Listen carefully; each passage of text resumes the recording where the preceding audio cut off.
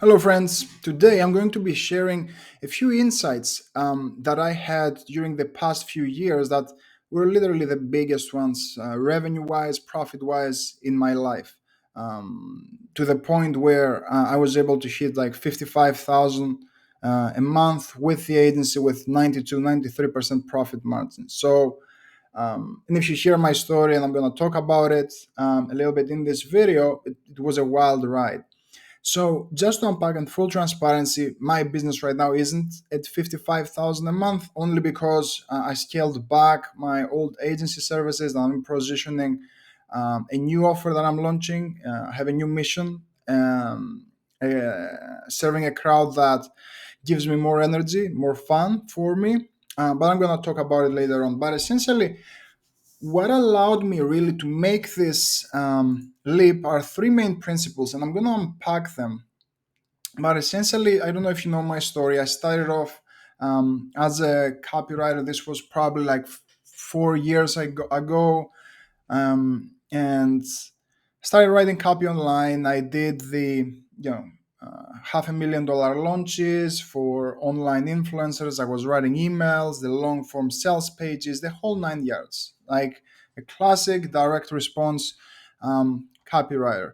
And of course, it was quite a journey, but I there came to a point where I hit 10,000 a month as a copywriter. The only thing is, it was the usual freelancer story, right? So you get a new client, you deliver a couple of months, clients hit pause, we have all the copy we need, they disappear. So you have to keep chasing clients.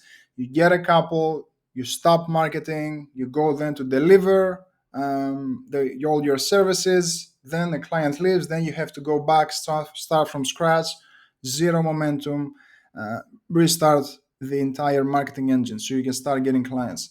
So lesson number one is, as I was able to really go from a copywriter who was making like 10,000 a month uh, to scaling to like 55,000 a month in about 16 months. The number one insight is focus and simplicity. When I was a copywriter, I was doing everything, right? I was doing landing pages, I was doing emails, I was doing sales pages, I was doing webinars. There wasn't focus, right? And the thing with focus is, the more laser focused you are and the less you do, the better you become at the things that you're doing.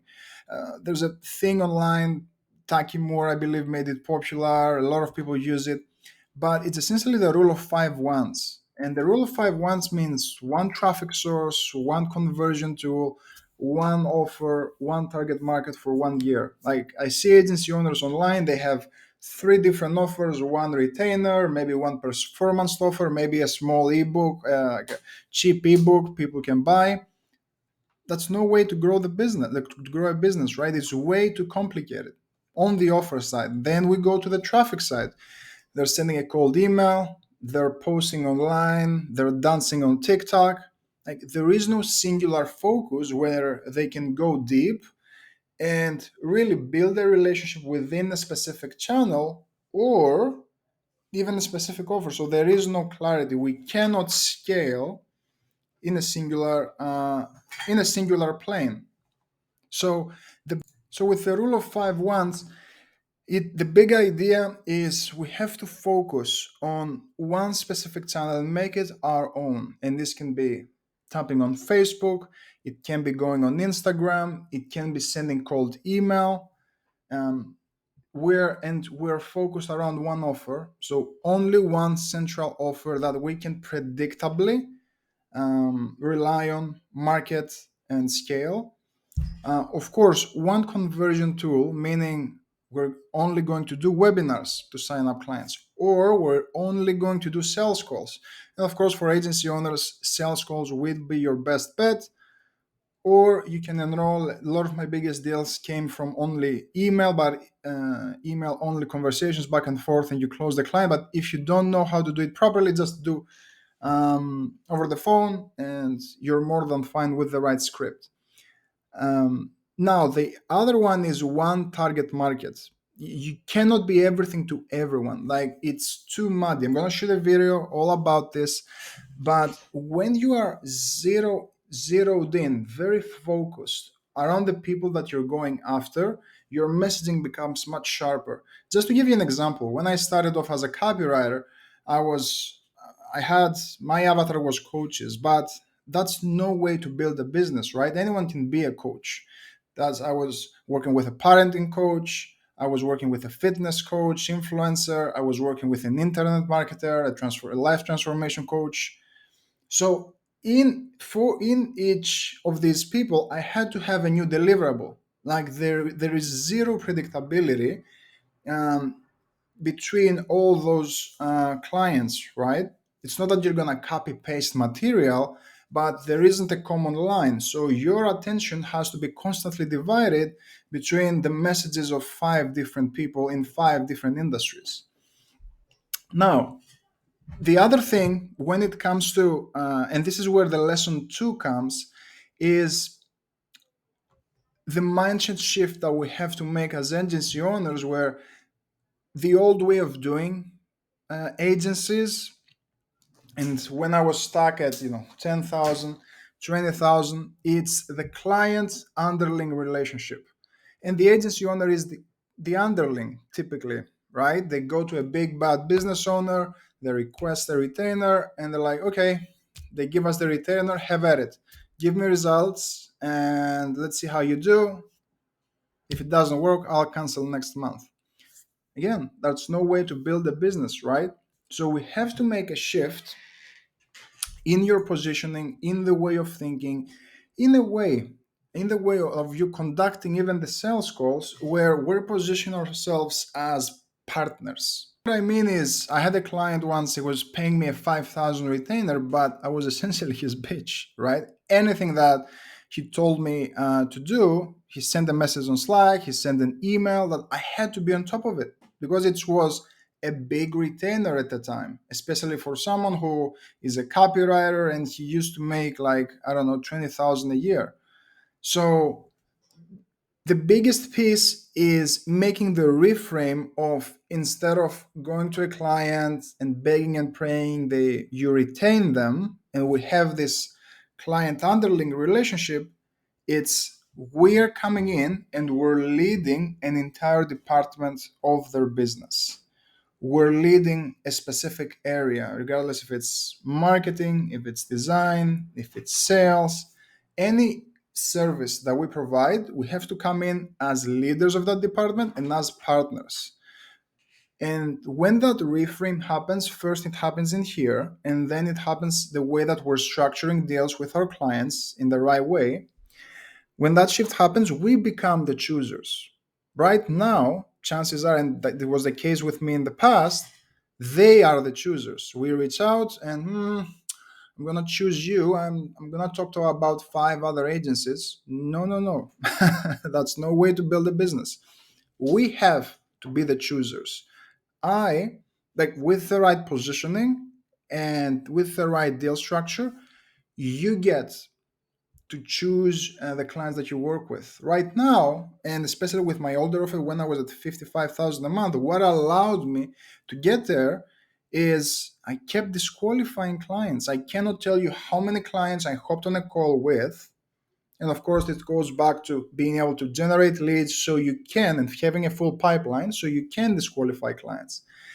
But you have to drive people away. You do the picking. You do the picking, not them. This is super important. It set me free. And this is where you can put guardrails and really serve no master at the end of the day. Have no bosses. Stop being an agency owner that we have 10 clients and instead of having our own business, now we have 10 bosses. This has to stop, right? And it can be a self-belief thing, and this is really the lesson number three that I want to share with you. Many of you know my backstory. When I started, I wasn't a cool kid. I didn't born into this sales marketing thing. I was a pharmacist. I graduated, I sucked at school completely. I studied abroad and I graduated as a pharmacist, and I was Essentially, after I got a job, I was working in a steel box in a production facility. They that were cooking up antibiotics, right? Legal. It was 100% a legal operation at a pharmaceutical company. But I was a production manager, and I kept working there, getting paid probably 1,400 to the following year 1,700 a month. So less than 20,000 a year. And once I broke out, like, you have to realize that you come to a point where I've coached hundreds of sales professionals, I've coached hundreds of entrepreneurs. I'm able to build a business that serves my lifestyle. I'm able to enjoy the not the watches and just the watches and the flash stuff, but really being in control. Like today, this year, we're getting married, and well, we were able to buy a house, paid in full. Cyprus isn't getting any cheaper, also probably top of the market, but it is what it is, and you have to build a business that provides that cash flow. And that's where, with the new agency model that have um, crafted along the way, along the journey, this allows us. You don't have to have an 8-figure business to have a 6-figure profit. But I'm trailing off. The biggest thing is I'm no more special than you. We're all special as entities, but you have to believe. I believed in myself. We create our reality. First, I created it here, and then I created it out there. When I was trapped in that steel box, working 9 to 5, making less than 20,000 a year, I didn't know necessarily that I'm gonna get where I am, but I know there was more in me, and I know there's more in you. What allowed that transition is, yeah, I invested in all those books, in courses, in mentors, hundreds of um, dozens and dozens, probably 100,000 invested in my growth at this point. But I want you to, like, the parting note as I'm wrapping up this video is, I want you to start stretching your vision. And we have to be able to bend our reality, to bend the world according to our rules, instead of just following the path of those around us.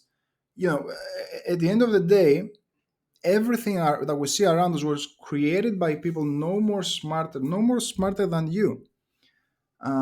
Regardless of the stage that you're at 5,000, 20,000, 50,000, 100,000 a month, 500,000 a month. You have more than you.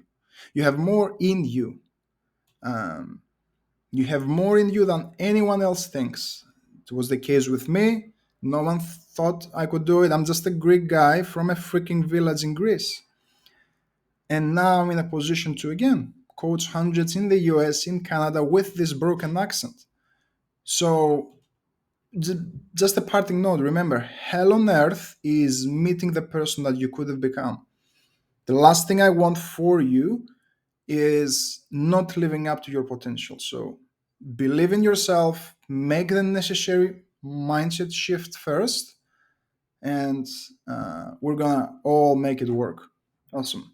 No small plans, big vision. Hope you enjoyed these random thoughts of mine today, and I'll see you in the next one.